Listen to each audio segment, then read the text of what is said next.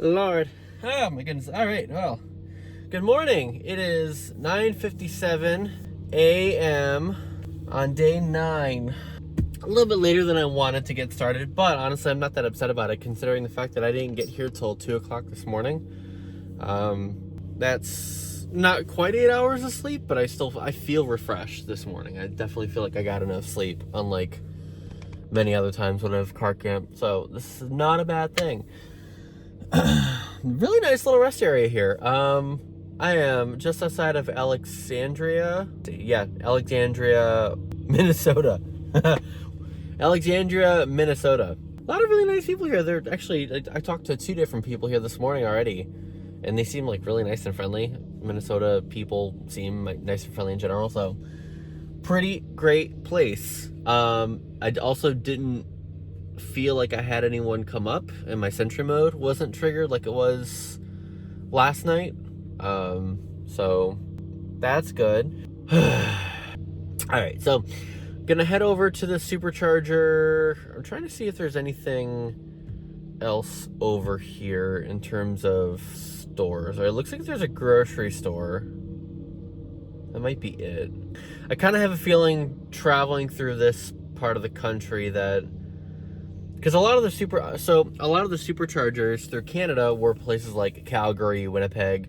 They were in like middle of small towns, because along that stretch of Canada, or along that stretch of Canadian highway, it seemed like there were population centers, and then it was just farmland, population center and the farmland. So all the superchargers up in Canada that I had hit, there were, plenty of places to get food and everything. Whereas I feel like some of them along this stretch, maybe just sort of like at random grocery stores, and that's about your only option, which isn't a bad thing. Not a bad thing at all. Still better than Electrify America, where they're behind Walmarts and you get there at 11 o'clock and you feel like your physical safety is at risk. All right, so I'm gonna head over to the supercharger in Alexandria. Look at that. Oh, it's only 3 miles away. Perfection. Means I can get some food. Oh, it's at a Target? Oh, that's dangerous, because I love Target. That's really dangerous. Wonder if they have a Starbucks in there. All right, let's go.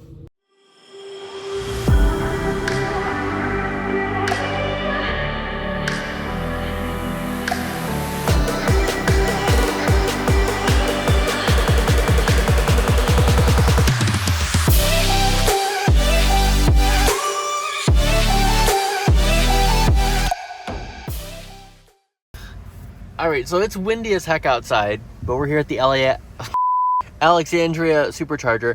I'm not gonna say anything once I'm out of the shelter of the car because it's super windy and I don't have a external microphone. So hopefully I'll just cut this part of the audio and show you. But I did want to at least show the plugging in, because this is my first time encountering one of the magic docks here at the supercharger. So I just, like I said, wanted to show that here.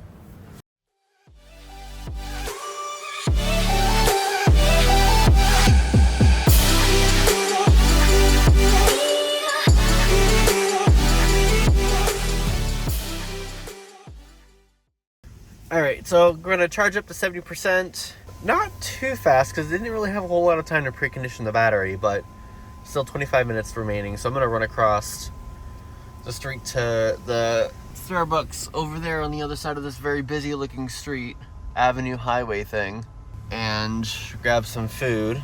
I was actually kind of confused with this magic dock, because normally the motion is push up a little bit and then kind of pull out and down, because it's a little hook that is on the end of the supercharger, the NACS connector. But this one, I tried to do that, it didn't move, and I was like, oh no, is it broken? So I went to go look at another one, and it was the same thing.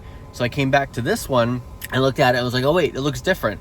So I just pulled it, and I was like, oh wait, this is one of those magic docks.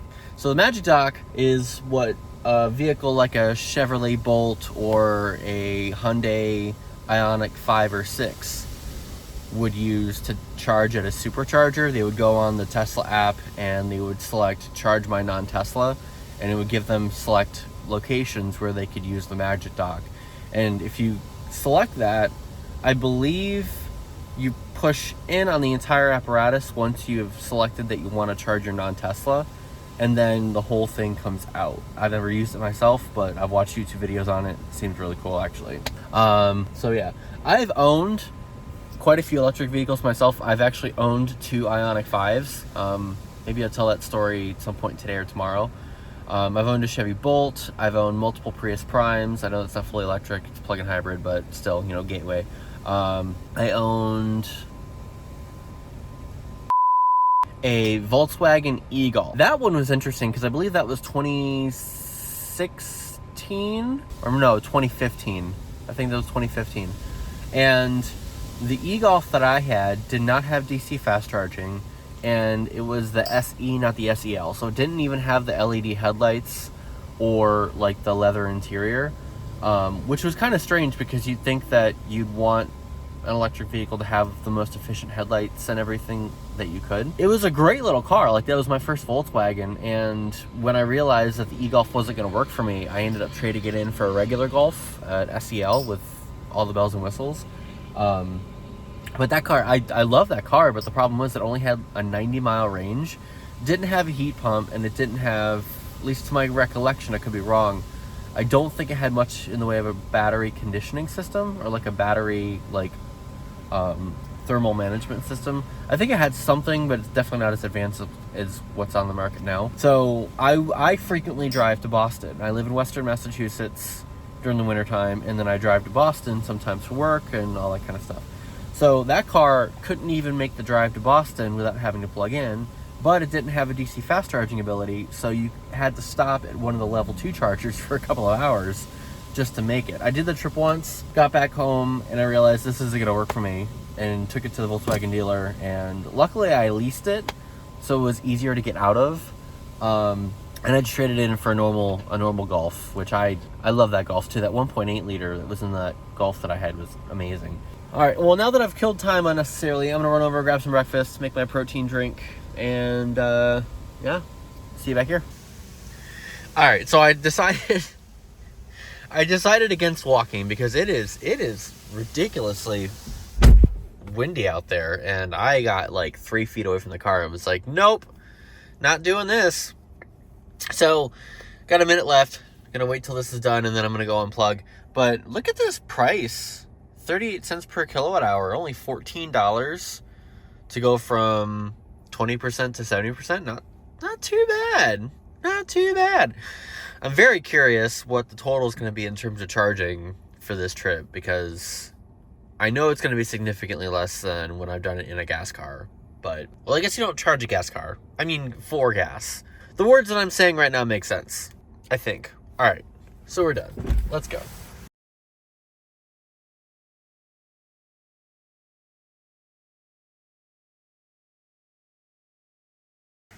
All right, $14 to charge. Perfect. Got my morning greens protein drink because I'm eating healthy, living good in the neighborhood. Ba-da-ba-ba-ba. All right, head over to Starbucks, grab a pink drink and maybe a banana loaf, and then I'll plug a destination in the GPS and see where we're going. 12 seconds later. Hey girlies, got me some Starbucks. The pink drink, because I can't drink coffee, because the caffeine messes with my heart, so I can't drink coffee, but I can drink pink drink. Honestly, the only reason why I really went in there was for the banana loaf, because I love the banana loaf, and I have my supplements that I have to take, but I have to take them with something solid. I can't just take them with my protein drink that I like whip up in my BlendJet. So I use it as an excuse to go to Starbucks. Go ahead and judge me. See if I care. All right, so there's literally a car wash right across the street. I'm not gonna do anything with the inside because they also have free vacuums. There's no point in vacuuming the inside. I have all my crap in here. So I'm gonna run through the car wash real quick, and then we're gonna hit the road. That also give me a few minutes while I'm going through the car wash to actually figure out where I wanna go, because I need to look and see where the toll roads start, because I do not wanna pay for tolls. So get to figure that out here soon. Starbucks, yeah.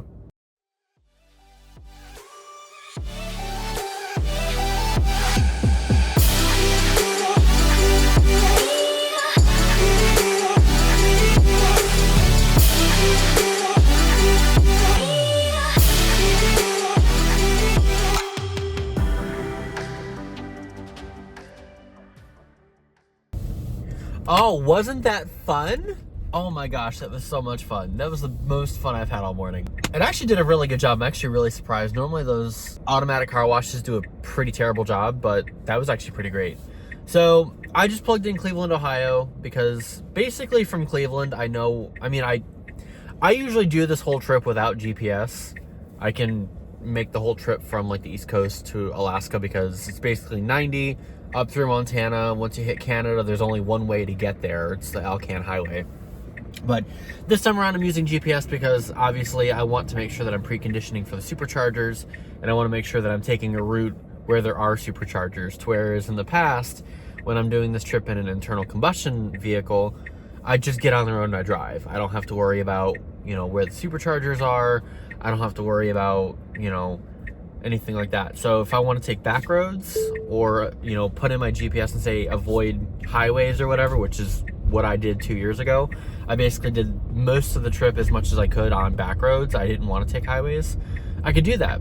And I'm not saying that I can't do that in this instance. I still can, because there are enough superchargers, and if I really want to, enough CCS chargers scattered across the lower 48, where if I really wanted to avoid all the highways and just really take my time and drive on back roads through small towns and things like that, I could, and then just route myself to superchargers or CCS chargers as... Why are you doing this thing? It's really strange. I could just route myself to chargers. But given how long I've been on the road and the fact that I want to move this along, I'm not going to do that. So, plug Cleveland, Ohio in. I actually have some family that lives in Cleveland. Maybe I'll stop in and see my aunt tomorrow morning if she is available. I'm sure she would actually really enjoy that. But headed out of town. Our next supercharger stop is going to be in Oakdale. Yeah, Oakdale, Minnesota. So we'll get there 28% on the battery, which is exactly what I want. So 2 hours, 10 minutes, 143 miles. Looks like there's going to be a pretty strong tailwind because the wind is from the west to the east. So I may even be able to get there above 30% or well above 30% because I'm not driving 75 miles an hour like everyone else is. So we'll see. Just giving an update. So far today, we're doing amazingly well efficiency-wise. Look at that, 218 watt-hours per mile, doing 68 miles an hour. That tailwind is incredible. So we're going to get there with 27%. We got about another hour to go, which I am very happy about because I am already hungry somehow. I'm not sure if I'm just covering from getting sick and yesterday was the only day that I really felt it, but I am like starving today. Close these windows so the audio is better. So looking forward to stopping. I need a rest area actually because I need to use the restroom. But I will say on this stretch of roadway, hi Mr. Tesla. Hello Mr. Tesla. I have definitely experienced quite a bit of phantom braking, and the autopilot, like auto steer system, definitely seems like it struggles when there's an on-ramp or an exit ramp. So because I am going slower than most of the traffic around me, which honestly I don't care. If you need to go faster, you can go around me. That's what there are multiple lanes of traffic for. But since I kind of tend to hang out in the right lane, whenever I come onto an exit ramp or an entrance ramp, I seem to have this issue where the auto steer system gets really confused and it'll pull off to the right for an exit and then it'll cut out entirely. So I have to take over at like the last minute and then get back into the lane that I'm continuing on in. For ramps that are coming onto the highway, it does something similar. It'll kind of like jolt to the right and then ease back into the center of the rightmost forward lane. Kind of weird. It's the first area that I've really experienced this in. I imagine it's just a software issue, or maybe most other Tesla drivers are just more aggressive drivers and they go faster so they hang out in the left lane. But just an observation. Proceeding with caution. One long angry line later. So I just stopped off at this little country store where I got these barbecue meatballs. I know I'm doing it to myself. I'm doing it to myself, absolutely. My stomach bubbling and being weird, it's my fault because of what I'm eating. I fully know that. But I was in there talking to one of the gentlemen because I like to talk to people. I like to talk to people. So I was in there talking to the gentleman, and somebody else came walking up, and the three of us were chatting about, traveling. The one guy was talking about how he's headed to Chicago and blah, blah, blah, blah, whatever. And the first guy is like, yeah, the one guy was like, yeah, did you happen to see who pulled up in the Tesla? And I was like, oh, that's mine. Demeanor completely changed. Like, completely changed. He finished ringing up my stuff, looked at me, and said, have a nice day.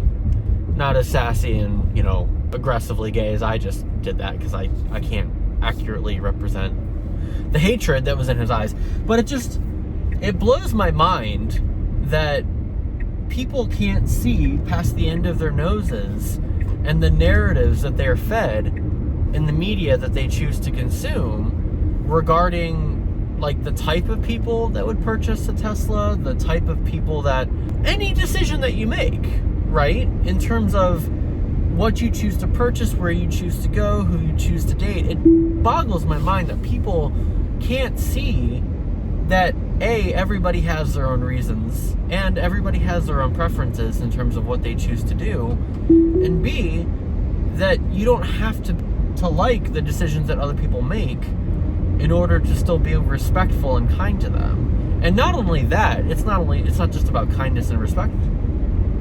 It's also just the fact that you can be tolerant. You can exercise one shred of tolerance and a modicum of acceptance to what other people choose to do, even if it's not something that you're used to, right? So, like, there have been many times on this trip where, because of the vehicle that I drive, that is a political statement. And I understand why it's a political statement. It's electric vehicles. There's a lot of people that are upset about oil dying and a lot of jobs wrapped up in it. And honestly, it's in the US, at least, there really aren't as many jobs as I think a lot of people think there are. But even beyond that, it's a narrative that people are fed regarding, the broader, socialism, and everybody wants to take your money, everybody wants to take things that you love because it's bad for the environment, you can't eat cheeseburgers, and blah, blah, blah, blah.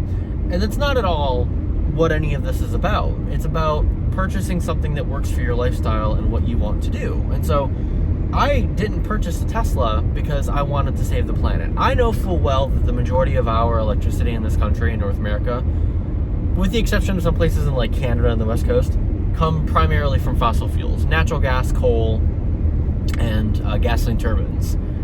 Most of the energy comes from fossil fuels. And I fully acknowledge that until A, we get our electrical grid to a point where the majority of the energy is coming from renewables, so, solar, hydropower, geothermal. I really wish there was a larger push for geothermal in this country, because there's a lot of places where geothermal would really work pretty well.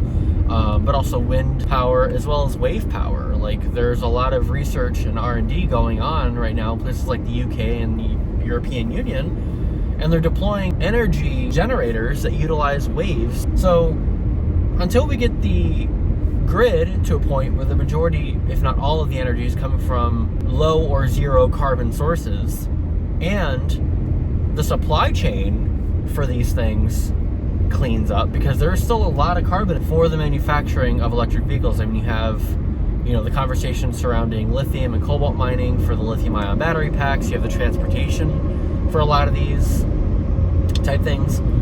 You have to ship a lot of these materials all around the world just to get them refined over to China, back to the US. And not only that, just the steel for the body structure. I think the biggest thing that's overlooked is the fact that a lot of these plastics on the inside of these vehicles are petroleum derived. There's a huge market around the world, and this is something that OPEC and other petroleum states have said, that, we can't just stop drilling because so much of our modern life is surrounded by petroleum products. And it's not just plastics in the car, it's, simple things like Vaseline, things that are used in medical equipment, things that are utilized in just everyday home goings abouts. So I think the biggest thing for vehicles is, once we can get to a point where the majority of the batteries that we're utilizing are, less labor and carbon intensive to manufacture, we're recycling more and more every day as that industry kind of builds out. And then especially once we get to a point where I know everything that I look at the interior here, all these plastics, you know, why don't we find new materials that are recycled? Instead of utilizing plastics that are petroleum based, let's find materials that don't require petroleum to manufacture. Let's use composite materials. Let's use, recycled wood. Let's use any kind of recycled materials for the interior, textures and everything that you touch and feel on the inside of cars. So I think, once we can actually do that, decarbonize the manufacturing process and decarbonize our grid, then yes, I think electric vehicles on the whole will be significantly easier. And even now, I don't fully know how long it would take, how many miles I'd have to drive in order to offset the carbon emissions from manufacturing and transport and everything. But I think it's around 40, 50,000 miles, depending on where exactly you live in the US. It also depends on what Tesla you purchase. So I'm under no illusion by driving a Tesla that I'm like suddenly saving the planet. It's gonna take a lot more than that, but that's my rant. I'm gonna get back to driving. I mean, I've been driving, but All right, see you at the next supercharger stop. All right, according to Senior Junior here, Kim Possible reference if anybody gets it, we have charged up enough to keep on rolling. So I'm gonna go ahead and unplug because I don't want to sit here any longer than I absolutely have to. Start that charge, boy. Unlike that charge port or back hole, whatever you prefer. Get this bad boy out of here. Put it up here and see, this is different from the Magic Dock. More of a push up and then push back down type of situation. And the bottle closed. Very good. Very nice. Only cost me $11. Only cost me $11 to do that. Oh my gosh, that's amazing. All right, so next stop is going to be, I really don't want to butcher that. Oh, Tomah, Wisconsin. I didn't want to butcher it, so I had to pull it up. And we'll get there with roughly 18%, which I'm good with. I'm glad with that. Let's hit the road, people.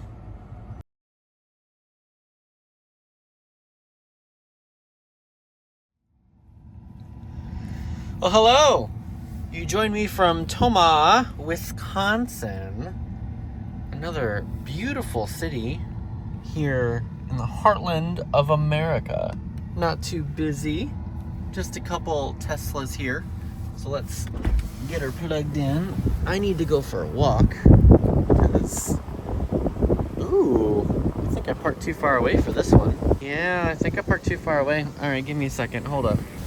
There we go. I just didn't want to be parked next to these other people because they look too friendly. All right, so let's see what we got. 25 minutes. That down. Next one. Next one is 102 miles, South Barrington, Illinois. You know what? I'm gonna take a look at that here and maybe try to recalculate because I don't know about that. 4 hours, 202 miles. We'll see. We will see. But I need to go use the restroom. So I went into this little Heartland Cranberry Mall and was sort of expecting little kitschy shops and Hobby Lobby little things and cute little trinkets you can buy. Nope, walk in, there's one little spa on the right hand side and the rest is just nothing but CBD, THC weed stores, which I didn't know it was legal here in Wisconsin. I don't know. One of the curses of living on the coasts is that you don't really pay attention to what's going on in the middle. So maybe that's just my coastal ignorance being shown off here. But I kind of like how it's Model Y party here. It's a Model Y party.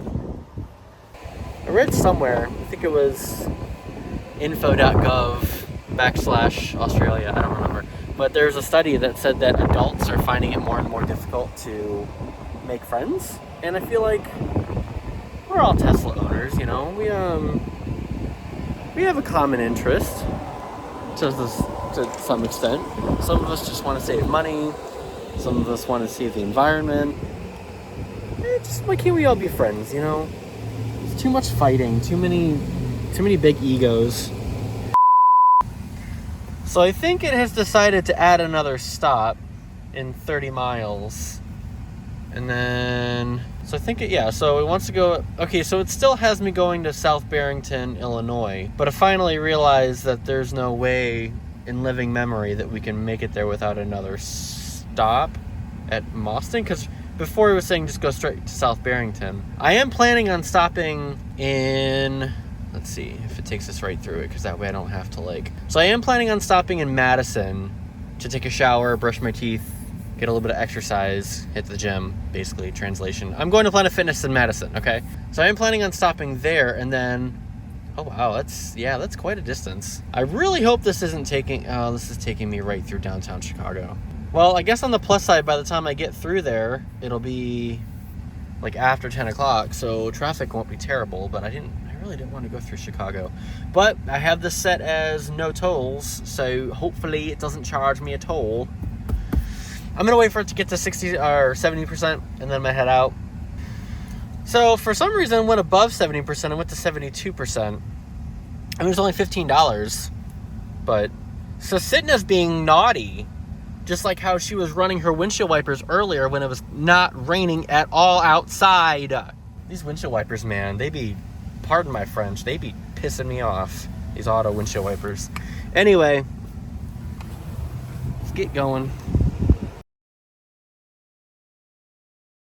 So I think I might do something bad. I mean, there really aren't many healthy options around here. There's an Arby's not too far away, and I'm gonna go have Arby's. But I'm not gonna get a ridiculous amount of food. I'm gonna get they have these small little slider things, and then they also have these you can get a kid size curly fry. I'm gonna behave. I'm not gonna go overboard. I might get a cookie. But when you put an Arby's in front of my face, that's quality trash food, and I really have no choice but to partake in it. So I want you to know that I was very good. I got a small French fry, and then I got one of the small $2 roast beef sliders. I was good today.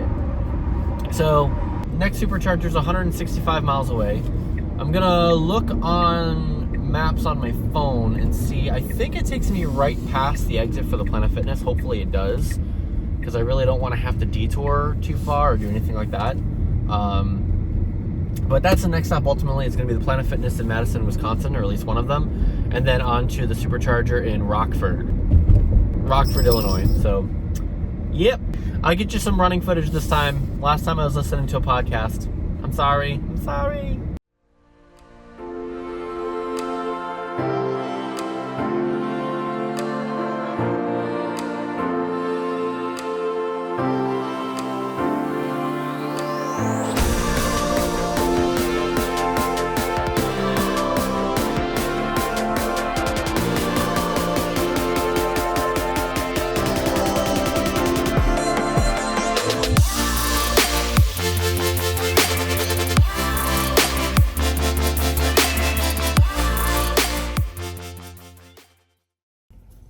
I've been bad once again. Forgot to update the mileage. Alright, we've driven 4,030 miles from Anchorage. We're now in Madison, Wisconsin. My goodness, it's been a long series of travels here in this here area. But we're here at the Planet Fitness. I'm gonna go in, get a little workout in, take a nice long hot shower, brush my teeth, wash my body, and then I shall return. Many Tic Tacs later. Welcome back. Post Planet Fitness workout. I hope this camera's clear. I hope this audio is clear. No! Turn back on. So, we have completed our workout. I'm actually in there for 2 hours. Between you and me, I took a shower that I shouldn't say how long it was, because as someone who does care about saving the fish and the environment, the amount of water that I used is not okay. We're gonna move on. So we're headed to the supercharger in Janesville, Wisconsin. Looks like it's about 36 minutes away. Oh wait, is that the next one? Yeah, that's the next one. And then after that, looks like we go through Chicago, maybe? Come on. There's like no cell service here. Yeah, so the next one after this one won't be until Indiana, and we go through Chicago. So that'll be fun. We'll drive tonight until I guess I get to a point where I'm just too tired to drive. So yeah, let's hit the road. Let's get it. Let's do it. Aw, people are texting me.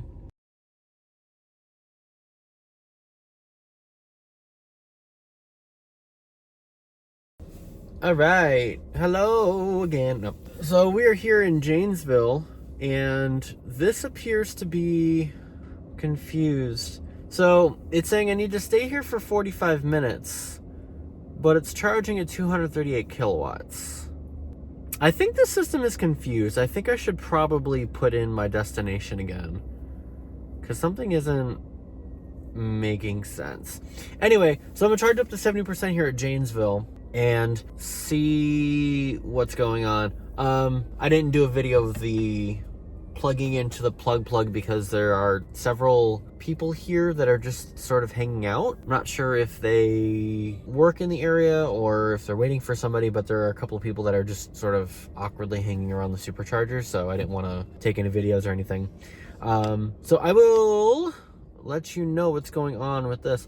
Also, in addition, I have discovered, well, I didn't discover, it's something that I was hoping to integrate, but I think I want to try and put into this video some of these dash cam videos. So I've tapped the horn a few times to save some of the video footage onto my thumb drive.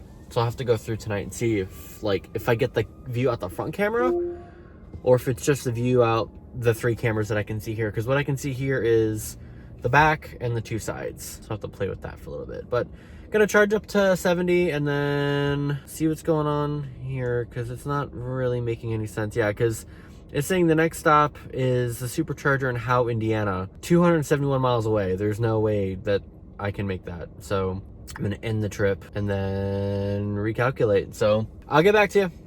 All right. So we are almost charged up, 68%, and I have the next supercharger plugged in. It's over at Chicago O'Hare Airport, which I don't actually know if I want to do that, but it's just outside of Chicago, and I'll only have to sit there for like 10 minutes because we're going to get there with like 48% charge. But something that I did come across and that has been a frequent frustration of mine over the course of this trip. So there's a lot of content on my phone, both pictures, YouTube, all kinds of things that sometimes I just want to watch on the smaller screen. Or like there's a podcast that while I'm driving, I want to stream from my phone through the car via Bluetooth. And I've noticed that there's definitely a delay between the video and the audio on the phone and when it comes through on the car via the car's sounds. It's very frustrating because if I am sitting here trying to watch something on my phone, oh yeah, we're done.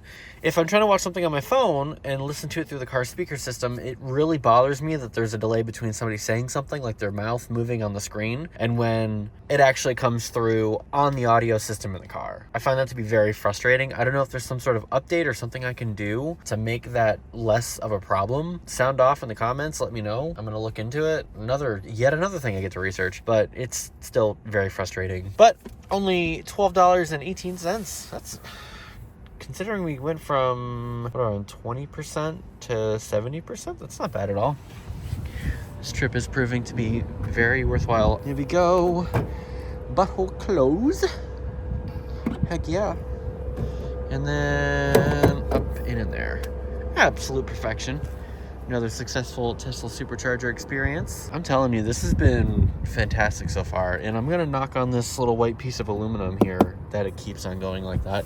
I mean, overall, I can't really say that I've actually had like terrible charging experiences. Like every single charger that I have stopped at, whether it be one of the CCS combo chargers that I've had to utilize the CCS to NACS adapter for, or any of the superchargers that I've stopped at, I have not had a single issue. Like the CCS chargers through British Columbia, parts of Alaska, and the Yukon, they were dreadfully slow. And there was one in which it did take a couple attempts to get it to start. The one, I believe, in Glen Allen. But that was mostly just connectivity issues due to the fact that in a lot of those areas, there's very little cell reception. And I'm also realizing, like, I'm looking at like this, but I'm not looking in the camera. Have I been doing that this whole time? I probably have.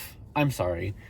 Anyways, I have not had a single major charging issue this entire time. They've just been dreadfully slow. But like in terms of plugging in, initiating, getting going, I've not had a single issue. So I think the moral of the story here so far is that, like, as much as there is still a lot of effort and a lot of work that needs to be put in to really solidify the charging network across North America, I'm kind of a special case because most idiots aren't trying to drive their Teslas from Anchorage, Alaska back to the east coast of the US. But I think that really the moral here is, like, if you want to, you can. I'm proving that right now. It's taking a long time, and I definitely would have been home by now had I had my Subaru Forester that I drove up in earlier this season. But it's possible. If you're willing to put in the effort, if you're willing to put in the time and do it, it's definitely possible. And I had not, like I said, I've not had a single major charging issue so far. Knock on white aluminum. But yeah, it's just once you hit the Tesla superchargers, you don't have to deal with any adapters.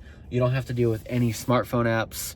But even the chargers that I dealt with in Alaska and northern parts of Canada, I was able to activate all of those through the ChargePoint app. So even the slow chargers and the flow chargers and all that through there, still I had to deal with. And it was just a matter of waiting the hour and a half, 2 hours that it took to charge. So not too bad, to be honest with you. The only major hiccup so far has been the camping situation, which still kind of frustrates me at the first place that I had to stop at. But when I go back next year, I'll know better. I'll do my research. So I'm gonna head off to Chicago, get my pin put in there. I might actually change this supercharger because I don't really want to go to the airport out there.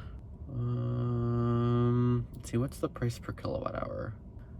I'm just changing it a little bit. 2 hours, 6 minutes. Oh, that one takes, oh, it looks like it takes us down Lakeshore Drive.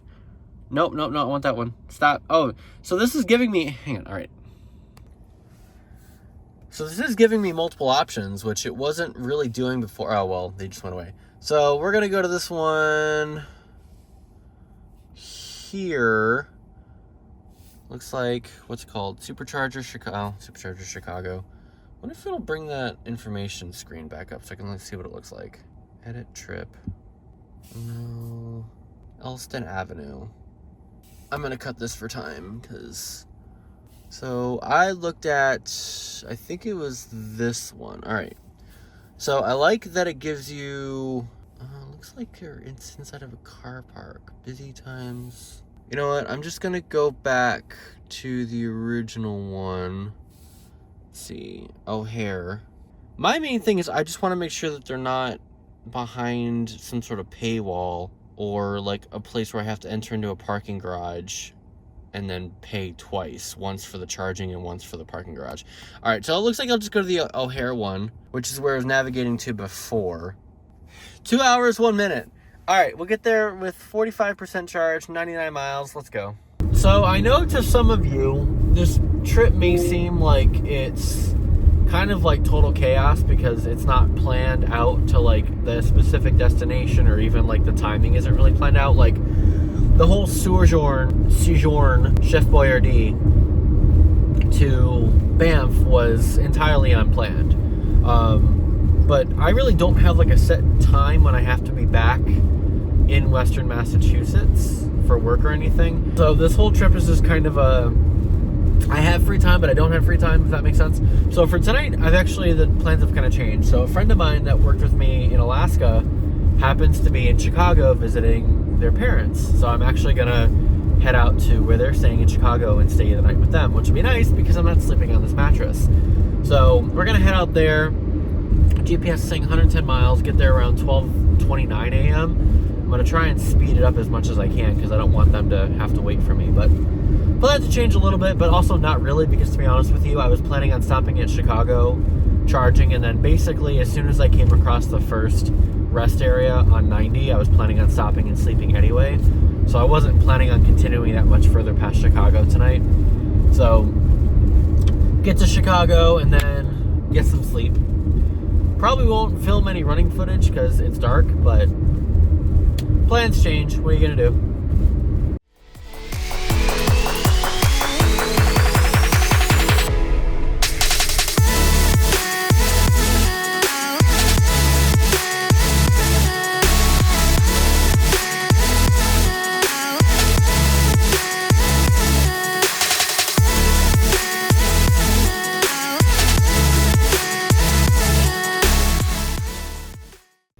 Hello and good morning. Welcome to Friday, October 6th, 2023. Welcome to day 10, I think. I'll have something that says what day this is. I've lost count, honestly. I've lost count at this point. I think it's day 10, maybe 9. Definitely 9 or 10, one of those two. That is not correct. Anyway, pretty good night. Stayed at a friend's house, had a really good breakfast this morning. Took a nice shower, slept on an actual full mattress last night, which was really nice. I'm slowly realizing that, like, once I get home, I'm going to need a full day to just sleep because it's definitely hitting me, like, how tired I am. So I woke up this morning to news that many Tesla owners have woke up to in the past. The news that the price for the vehicles that we have purchased has dropped, which is a good thing. It's a good thing for the adoption of electric vehicles. It's a good thing that these vehicles that are, if I'm being honest, a little too overpriced considering what they are. The only reason why they're so expensive is because of the infrastructure that's going in, and the battery packs are really expensive. But found out this morning that the price drop on the Tesla Model Y long range was $2,000. And that stings. I know there have been larger price drops in the past for Model Ys. I think the one back earlier this year was like 10-15% on the Model Y. It went from like 60,000 to 50,000 or something wild like that. But it does kind of suck in the context of my situation. So purchasing this in Alaska, this was $51,490 because I waited. So I'd always wanted to get the gray paint, and something was telling me to wait. Something was telling me to wait because obviously the standard color was white. And so mid-July, I think that's the reason why, no, I'm sorry, mid-June, part of the reason why I made the decision to pull the trigger was because the color combination that I wanted and that I got ended up being cheaper than it was before. So they made the gray color, the standard color, which is the color that I want, which made the overall price $1,000 cheaper. So that really helped me out a lot. And so $51,490 MSRP, and then you have your freight, which is $13.98 or something like that. I should have gotten printed off that piece of paper, but basically, you know, you're looking at 53 in total, 53.5. And then in Alaska, because they don't do a lot of business there, they don't have any delivery centers, they don't have any service centers. There's like a mobile guy that just does the mobile service, and he kind of basically spends time in Anchorage, Fairbanks, he goes down to Juneau and all those places. But in Alaska, you have to pay a $2,500 carrier direct fee, which basically pays for the cost of putting the Tesla on the barge in Tacoma, Washington, and shipping it up to Anchorage, Alaska. And even with that, you oftentimes the carrier direct isn't necessarily the same as it is in the lower 48, where they'll deliver it to your house. Sometimes they book too far out, sometimes they're just not available. So for example, for this car, I had to go directly to the port of Anchorage and take delivery of it there. And nobody at the port of Anchorage knew what was going on. They basically had the key cards. They were like, oh yeah, that's your Tesla out there. Here are your cards. And I was like, oh, well, how do you set it up? And they were like, we don't know any of that. We work for Tote, which is a shipping company. We don't work for Tesla. We have no idea. They don't have any delivery centers up here. That whole experience was kind of unfortunate, but all in for this car was $55,300 with the carrier direct fees and everything like that. Thankfully, Alaska doesn't have a sales tax, so that kind of saved things a little bit. But, you know, considering the price drops and the fact that, like, I could have technically been patient and waited to take delivery till I was back in the lower 48, so I didn't have to pay the $2,500 fee. Like I said, I know that there were larger price drops in the past, It stings, it sucks. No other automaker operates like this. In fact, everyone else is raising prices, so I guess we should just be happy that Tesla's lowering prices. It's cutting into the margin. That great disappointment aside, so we are sitting here. We got 27% in the battery. So I'm gonna plug in a supercharger location and see how far away one is. All right, so we're gonna navigate to the Country Club Hills supercharger, 23 miles away, about 35 minutes. So get a nice full or semi-full charge while we're there and then head out.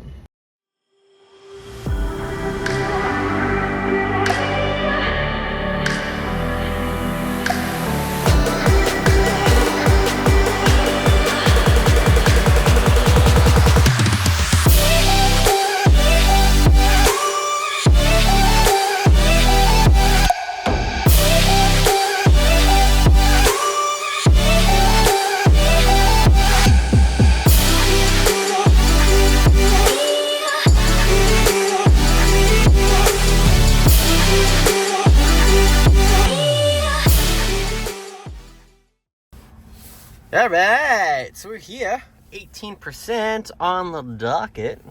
Look at this. Oh, not the song. Okay, that's a good song. I like it. But 4,200 miles, 1,108 kilowatt hours used. My good Lord. We still have another 800 something miles to go. We'll cross 6,000 miles on the odometer. Fantastic. All right, so let's get plugged in. I'm gonna go hunt down this Walmart.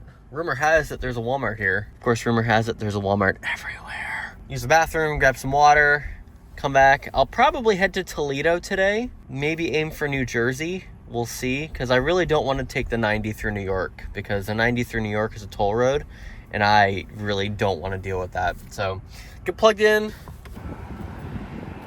Easy. This one's seen better days. This is probably one of the, oh wow. Probably one of the worst conditioned superchargers I've seen along this route in terms of like aesthetics. How do you,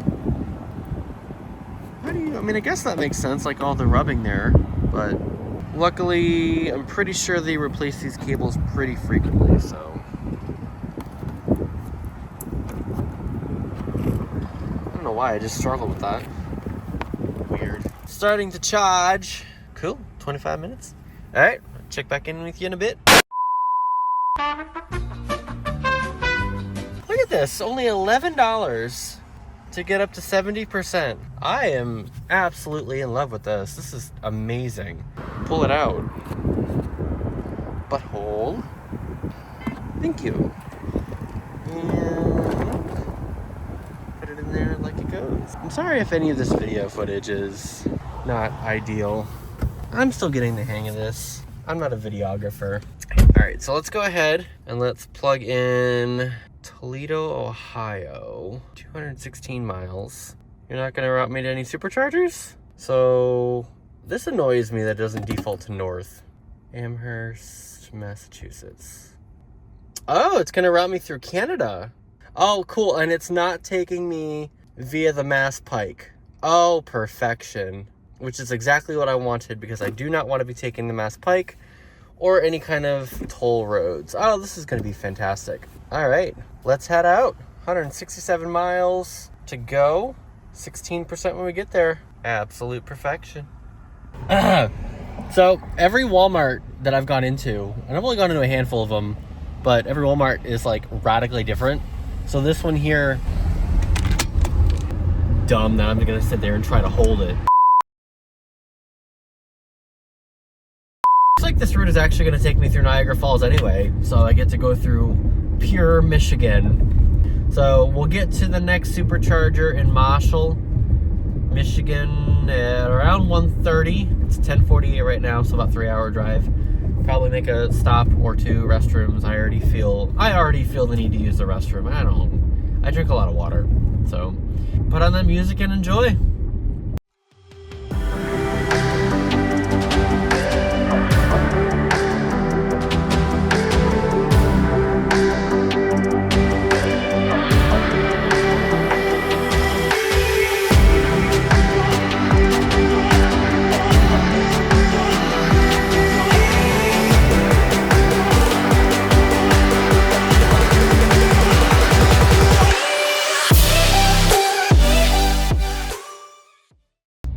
So behind this Rivian R1S, it's got manufacturer plates on it, so I don't know if they're doing validation testing or if they're just... I've actually been looking at the back of this thing and kind of taking a look around it when I could get around, like when I could get to the side of it. It's a very nice looking crossover, like SUV. I actually really like the look of that R1S. Maybe one day I'll get one. Kind of the nice thing about everyone switching to NACS is that it will really level the playing field. So, and for people like me that love to do longer road trips, vehicles like the Rivians and even other Hyundais who just announced that they're switching to NACS, they'll become an option. But yeah, really love this R1S in front of me. I wonder if it's a quad motor or a dual motor. I'm not sure. Really like the look at that. I wonder if there's a way that you can test drive one. I don't know. Anyways, only about 23 minutes away from next supercharger. We're gonna get there at 16%. I've been hauling, like absolutely hauling. When I'm not sitting in traffic, I've been going faster than I normally would be going. And I'm still getting 243 watt hours per mile, so pretty fantastic. Welcome to Marshall, Michigan. So, again, I don't understand what it's doing. It's saying that the next one is 236 miles away in London, Ontario. So, I'm gonna set my charge limit to 80%. No, 80%. To see if that actually does anything. So, we'll be here for 40 minutes charging. And I have this notification, front passenger safety restraint system fault. I'm not really sure what that is. I wonder if it's just because I've had my bags and stuff here on the seat the whole time. Maybe the car is just sort of like, I'm tired of you putting stuff on me. Can you please move it? And it'll go away. I feel like I'm going to have to contact service, which is unfortunate. But we've gone 170 miles, 238 watt hours per mile. Our total average here is only 262 watt hours per mile. I'm gonna go plug in and probably take a nap. I'll check in a few minutes. Well, that's incredibly disappointing.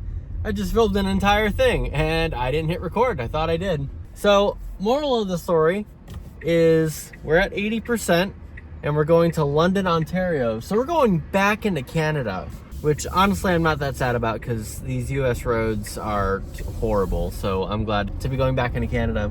So 236 miles we're gonna be traveling, and it's gonna take about 4 hours and 29 minutes to get there. We'll get there estimated around 13%, which means I can't really push it this time around. I need to set the cruise control at a reasonable speed, and so I'll probably have to stop at some point because I have already drank one of these and I'm on my second one and I'm already feeling kind of snackish, hungry. So I think the next time I see a decent restaurant, I'll probably stop. We'll see. But 4.5 hours, pretty long section actually. I mean, I might even have to just stop and stretch my legs. But yeah, onward we go.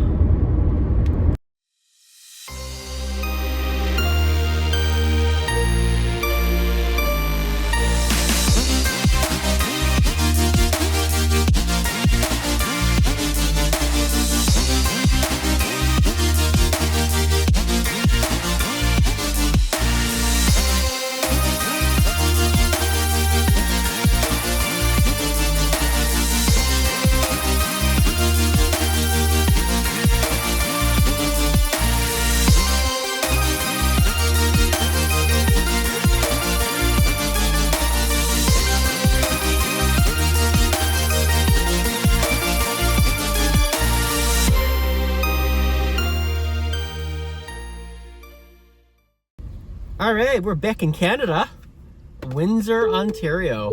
This is actually kind of a cool place. So it used to be that I would come to the Detroit Auto Show every year. This started in like 2015, I want to say. So starting in 2015, every year for like 4 years, every year for like 5 years, I would come to the Detroit Auto Show. And since I lived in Massachusetts, we would go up through Vermont into Canada and then cut across, and we would stay here in Windsor, Ontario, because our American dollars go a little bit further in Canada because of the exchange rate. So we would always stay at the MGM Resort Casino in Windsor, Ontario, and then we would just take the tunnel bus from Windsor, Ontario over to Detroit to go to the Detroit Auto Show. Then we would just come back at the end of the show.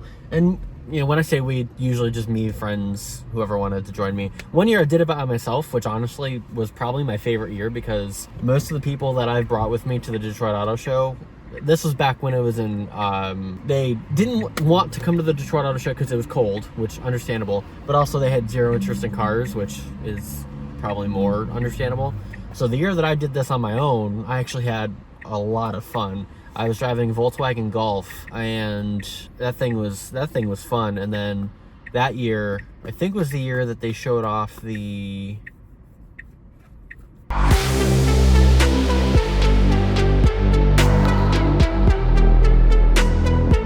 It was great though. I loved it. So, gonna head to the Planet Fitness here in Windsor, hit it up, get a workout in, and then I still got 48% on the battery. We drove 110 miles over to get it. It was gonna be 115 once we're done. So I don't really need to hit the supercharger right away, actually. I can keep going for a bit. I think I'm gonna car camp overnight somewhere in Ontario, just because I don't really see any point in racing across to Niagara Falls. Because at this point, I won't get done at the gym until the sun's going down after I take a shower and everything. So I don't really see the point in racing over to Niagara Falls. I'll probably get close tonight. It's about 2.5 hour drive from here over there. And then I'll fully cross the border tomorrow so I can take pictures and stuff. And then from Niagara Falls to Western Mass is about a 5 hour drive, 4 or 5 hour drive. So we're not too far away at this point. It's just a matter of, as you've seen, it's just a matter of me being lazy, essentially, because I love driving, but I also hate driving. Yeah. Back in the car, back in Susitna. So we crossed a very important milestone. I crossed a very important milestone. No, the car passed a very important milestone. We have traveled 4,500 miles together. You and me, and Susitna, my mattress, and my fridge, a water bottle, all of it. So, gym workout was a success. Took a shower, smelled good, got the good smelly stuff on. Now, I'm going to find a convenience store that is open, and then get some... I think I'm gonna get a Gatorade real quick, because I'm not really that hungry. So I think I'm gonna get a Gatorade, and then I'm gonna plug into the GPS Niagara Falls. So I think tonight that's where we'll aim to get to, is Niagara Falls or pretty close to it. And then in the morning, wake up, go charge in Niagara Falls, and then take some pictures and some videos of the falls themselves, because I'm hoping the weather is all right. I have kind of been trailing / following / just ahead of a cold front that's working through. So we'll see what the weather's like tomorrow. Maybe tonight it'll move through the area, and then it'll be decent weather in Niagara Falls tomorrow. So we'll see. But I'm gonna get a Gatorade, and then I will be back to inform you of charging situation, because I'm currently at 46%, so I don't have to charge, but that's definitely not enough to make it to Niagara Falls. And it's a good 3 hours from here. So Lot of boring math later. I got a little busy with a phone call there, but I got some Gatorade. You know, I will say, it seems like in the lower 48 in the United States, they don't sell these like smaller zero sugar Gatorades. They only sell like the larger, I think they're 16 ounce zero, like Gatorade Zero, sugar-free Gatorade. Unless they just don't carry them at the places that I go and look. But it doesn't. I don't think that they sell the smaller ones like this in the U.S., which is unfortunate. So we're gonna go to the London, Ontario supercharger, 104 miles away, so only like an hour and a half. Should get there around 13%. So game plan with that is to get there, charge up to 70%, and then I'm gonna find a place to car camp in that area. because I'm not going to get there till 11. And tonight, given the fact that tomorrow will be the final push, I want to try and get as much sleep tonight as I can. Once I get home, I'll have to unpack everything, and then work starts Monday, so everything, you know, I'm basically only going to have like a day to organize and then potentially go through all these videos to figure out what's actually usable. So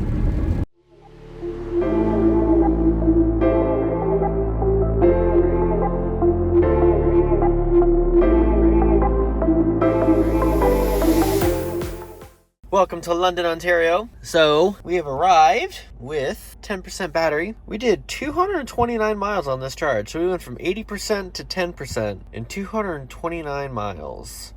Not bad at all. Look at that mileage, or look at that average. Fantastic. Fantastic average.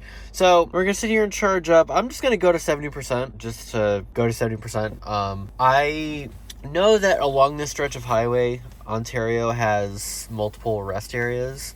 So while this is charging, I'm going to look up and see how far away the closest one is. If it's more than like a 30-minute drive, then I'm probably just going to camp out. I think there's a Walmart up the street in a parking lot over there. I would prefer to not, because at least on the highway, it's a little bit more secluded, kind of. Whereas here, anyone can wander up from any of these businesses. But get plugged in, and then I'm going to look and see rest for the night. I only have to do this a couple more times.